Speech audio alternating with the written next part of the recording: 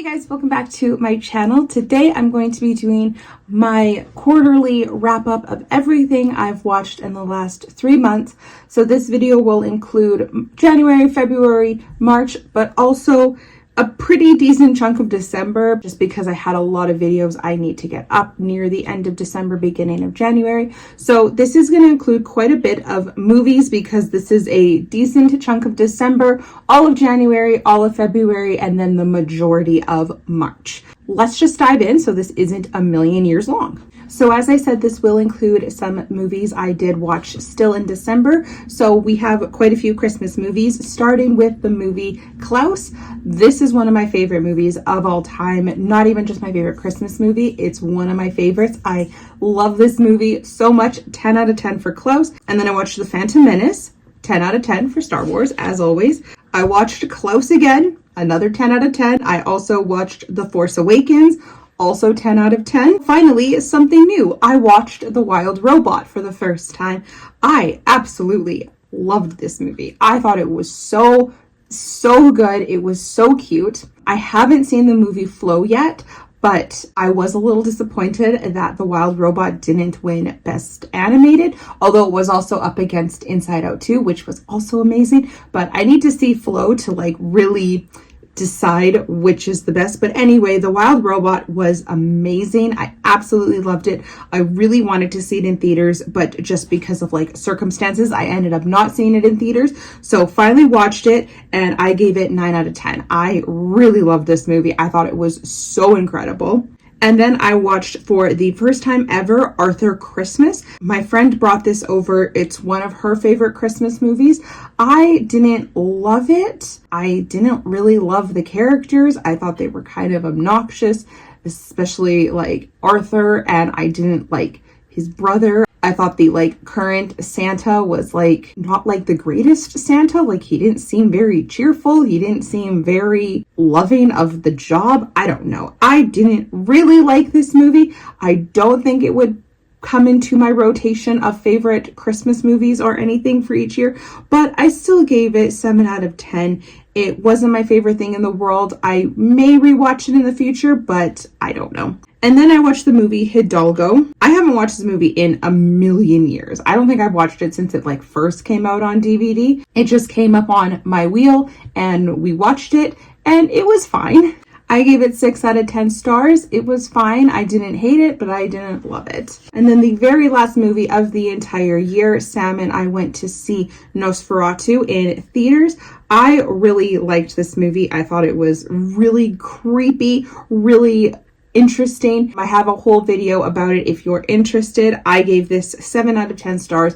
I thought it was so creepy, so atmospheric. I wish it would have won more things at the Oscars. I really think it should have won production design because the production was absolutely incredible in this movie. The other thing I really wish it would have won, however, I was still happy with the winner, was hair and makeup because the makeup in this movie was insane. However, The Substance won hair and makeup, which I also think was really deserving. Either way, I was happy with the winner of hair and makeup because I really liked The Substance and this was really good, but I'm just happy it got a nomination. And now we start into January, and the first 2 movies were actually movies I watched on the plane when we were going on our trip in January. And the first movie I watched was Trap. I wanted to see this movie in theaters, really, really bad. And then we just didn't get around to going because we wanted to go see it with my sister and her husband, but we just didn't end up having a chance to go see it in theaters. And so it was available on the plane when we were on our way to our vacation. So I watched it and I gave this, where's my ranking for Trap? Here it is. I gave this 4 out of 10 stars. It was just not as impressive as I was expecting it to be. I didn't hear a ton of great things about it. I did try to avoid a lot of things. I thought kind of the beginning of the third act was kind of odd in the decisions that the main character was making. Up until that point, I felt that he was making really smart decisions. I was oh my gosh, this guy isn't gonna get caught. He's making all the right decisions to stay out of the wind and stuff. He's doing amazing. And then his final thing he does at the end of the concert specifically, I was why would you do that? Like, now this person is just gonna go and tell everyone as soon as she's like away from you. Like, I don't know. I didn't think that specific decision was very smart. Josh Hartnett was great in this movie. I forgot he kind of existed until we saw Oppenheimer, and I was like, right, Josh Hartnett. He's still a thing. I've heard that he's going to be in a few other movies coming out in the next little while, so I'm interested to see what else he has to do. But in terms of this movie, in terms of like M. Night Shyamalan movies, definitely on the lower end. I'm not going to reveal too much about like a twist ending or anything in case you haven't seen it, but I was kind of disappointed. And then I watched the movie The Holiday on the plane. Completely different everything from Trap, and I gave this 9 out of 10. This is such a cute movie. I haven't seen this movie in a really, really long time. My sister and I had been talking about having a movie night to watch it, and it was on the plane, and I didn't have a ton of time. I had like just enough time to watch like one shorter movie, so I chose this movie, and it was great. I loved it. And then on our actual trip, which we went on a cruise, we watched the movie If, which they played on like the like giant big screen on the Lido deck, and I really hated this movie. John Krasinski, please stick to scary thriller horror movies. Please don't go into this territory because it is not your forte. I'm really sorry, but it's not. I did not like this movie. There was so much about this movie that I was like, but why? Like, why did that happen? Like, what? Why? I just did not like it. I'm giving it 3 out of 10 stars. If you really want to see a movie about a child dealing with like grief and things like that, that includes an imaginary friend, watch A Monster Calls. I will never shut up about A Monster Calls. Go watch that movie. It is incredible and 1,000 times better than the movie If. And also where If kind of is just like, oh, sad moment. Just kidding! A Monster Calls is not like that. Monster Calls is very tragic, but it's still incredible. Like, if you want a movie about imaginary friend, watch A Monster Calls. Do not watch If. I'm sorry. I love you, John Krasinski. I loved you in The Office, and I'm obsessed with the Quiet Place franchise, but please stick with those. And then I watched the movie The Bad Guys. I watched this on our cruise in our like stateroom with my nieces. My nephew wanted to go up and play soccer on like the like sports net area of the ship, and so all the adults went with him, so I ended up staying in the room with the girls, and they wanted to watch the movie The Bad Guys, which I had never seen. I actually did not mind this movie. I actually just recently bought it. I found it at Walmart for like $8, and you know what? It's kind of cute. I rated it 7 out of 10 stars. It was really cute. My only issue with it is I don't understand how just the main characters are these anthropomorphic animals, but then everyone else is a human, and then there's non-anthropomorphic animals also running amok. I don't get it. I remember my friend Tori and her husband Nick telling us this critique that they had about the movie like years ago when it first came out. I remember them telling us about it, and I never really fully understood what they meant by it until I saw it, and I was like, why are there humans among these anthropomorphic animals, and then there are non-anthropomorphic animals among this? It was a cute movie.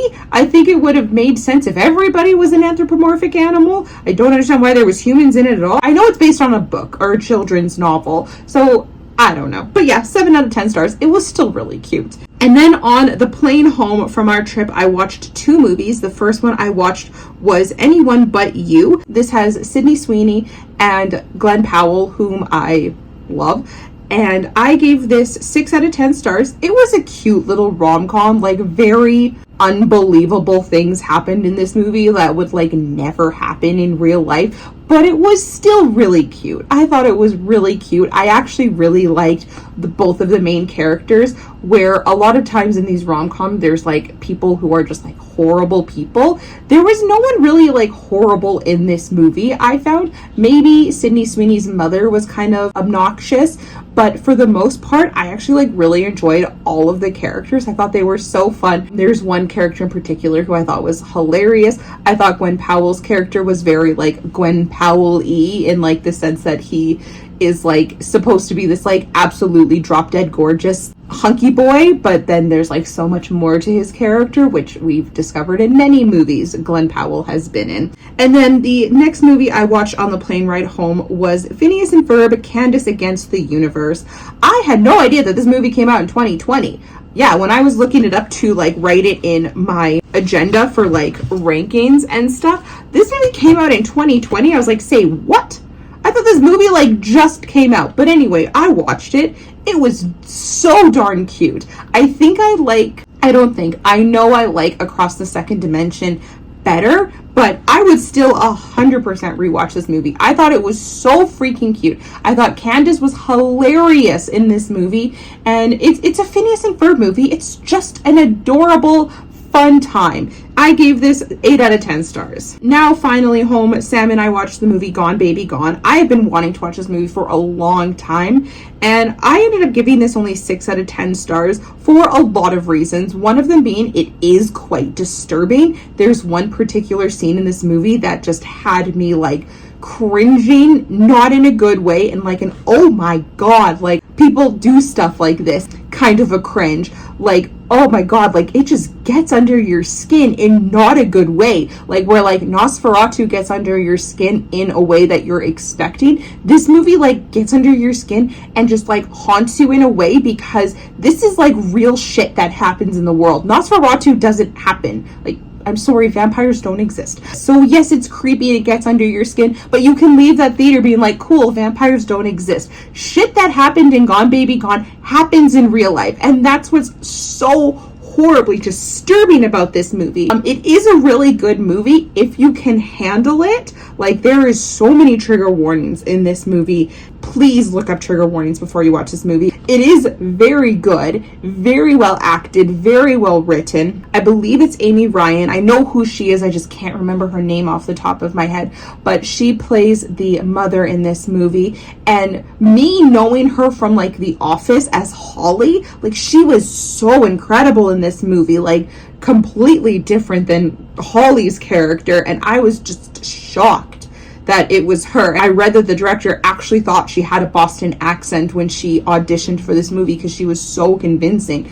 But yeah, like incredible movie, but check triggers. And Sam and I finished again the TV show Gravity Falls. I don't actually think I've ever given this show a rating. Obviously 10 out of 10 for Gravity Falls. Sam and I very often will watch from a particular episode, like not one particular episode. Like we'll be like, oh, I just feel like watching like the mini golf episode or the wax museum episode or whatever episode. So we'll start from one of those episodes and then just like continue the show on from there. So we have like started the show like halfway through season 1 and completely finished it all the way many times. But this particular time I did start from the very beginning and watch it all the way through. 10 out of 10. Gravity Falls is an incredible show for the young and old. It's so good. Like I've been trying to convince my brother-in-law to watch this show for a long time. I was like, dude, this is like so up your alley. He just doesn't like cartoons. He doesn't like animated shows. So it's really hard to convince him, but this is such a good show. So absolutely, without a doubt, 10 out of 10 for Gravity Falls. Then Sam and I watched Saw 2. I gave this 9 out of 10 stars.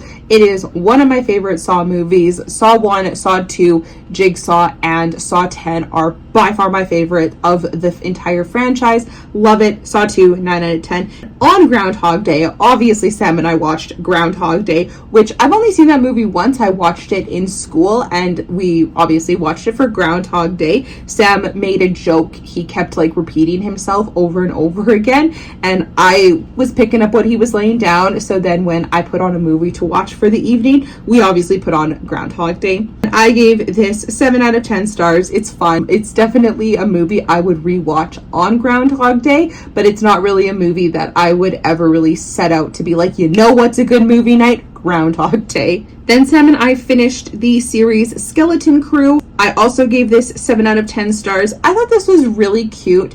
Very different in Star Wars in like the complete opposite way of like Andor, where Andor is like completely different from anything in Star Wars in the sense that it's like so much like darker and there's like so much more like mature themes in Andor. This is just Goonies in space. It's so much fun. It's just these little kids trying to get back home after like a really unfortunate incident. It's so cute. I absolutely loved the character of Neil. I thought he was so cute. I loved it. 7 out of 10 stars. And then the week of February 8th, which was a Saturday, we had to watch something John Williams related. Sam couldn't actually watch a movie with me on his actual birthday because he had to work.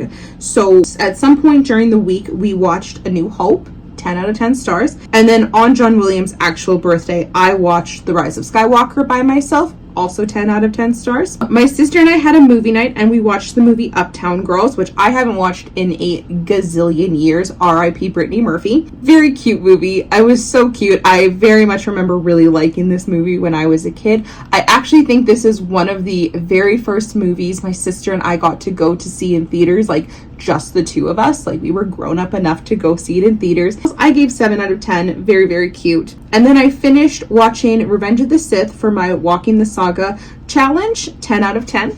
I also finished watching Solo for my Walking the Saga challenge.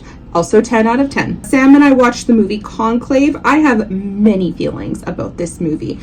I thought the production design was incredible. I thought the acting from every single actor in this film was incredible. Like Ralph Fiennes is amazing. Stanley Tucci is amazing. Like everybody does such an incredible job in this movie. However, the story is so boring. Sam read the book and he was saying he was very interested to see how they did the twist at the end. And I thought the twist was interesting, but I thought it was very like underwhelming the way it all came about. But I will say I was happy with the ending in the sense that what does end up happening with the cardinal that is elected to be the new pope. I was half expecting Ralph Fiennes to kind of like call him out on this twist reveal and then he would no longer be the pope, but I was very happy that he's like, I'm just going to keep this to myself and he can be the pope because I think he actually would do a really good job. So I was happy with that ending, but for the most part, like it was just a lot of sitting around and voting. So I was very underwhelmed. And I heard this was supposed to be like a thriller. Where was the thrills of this movie? So I gave this 5 out of 10. I loved so much about this movie. I thought it was so well done. It was just boring. And then I watched The Force Awakens also for my Walking the Saga challenge, and that is also 10 out of 10. Sam and I watched the movie Cinderella, the live action version. I ended up just spinning it on my wheel, which ended up working out well because I am doing my videos where I do a comparison of the live action and animated movies. So we ended up watching the live action Cinderella. So bit of a spoiler because I don't know when I'm going to be filming and posting my comparison of the two, but a little bit of a spoiler, I gave the live action 8 out of 10 stars. And then Sam and I watched iRobot. The only thing I really remembered about this movie is that Alan Tudyk is in it. And also I had a friend that him and I watched this movie together like 1,000 years ago when him and I were really good friends. And all I remember is after that, anytime we like passed each other, because we used to work together, anytime we passed each other at work, we would always be like, here, hold my pie. That's all I remember about this movie. And I was a little underwhelmed. It was fine. It wasn't the greatest thing in the world, but it wasn't the worst thing in the world. I gave it 6 out of 10 stars. And then Sam and I watched the movie The Ring. I actually have never finished this movie all the way through. I remember starting it a gazillion years ago at a sleepover. There was one particular scene, the scene where the girl finds Amber Tamblin's character in the bathroom and she's like all scary face. I remember it was that scene that freaked us out so bad to the point where we turned it off and like just could not finish it. And actually getting past that scene, this movie was not scary in the slightest. I was not scared at all. After that one scene happened, I was like, okay, and I'm waiting for all these scares to happen and just nothing else happened. I was so disappointed. I thought this was supposed to be like one of the scariest movies out there, and I was just like, okay, like just so disappointed watching this movie. I do want to watch The Ring too to see how it holds up, but yeah, for the most part, this one was boring. 5 out of 10 stars. And then Sam put on The Seventh Voyage of Sinbad. I also gave this 5 out of 10 stars. It was kind of fun. The claymation was ridiculously outdated, but it was still fun. It wasn't the worst thing in the world, but it wasn't the best thing in the world. Giving it 5 out of 10, I wasn't like bored watching it, mostly because it was just like silliness. I watched the original animated Cinderella to, you know, do my comparison videos. And again, I'll get more into detail in this when I do come out with my comparison of the two, but I also gave this 8 out of 10 stars. So there's a little sneak peek at that video when it does come out. I really liked both of them, and I'll get more into details about things once I get to that video. Okay, so now we are almost at the end. This past weekend, I had a movie night with my sister and her kids, and we watched Moana 2. I did see this in theaters. I do have a whole video about it. I gave it 8 out of 10 stars. I quite enjoyed it. Has this piece been sticking out this whole time? That's fun. And then I watched The Phantom Menace with some friends, 10 out of 10. And then Sam and I watched the movie Hellboy 2. We did watch the original forever ago. I thought it might be in this video, but it looks like it must have been in the previous video before.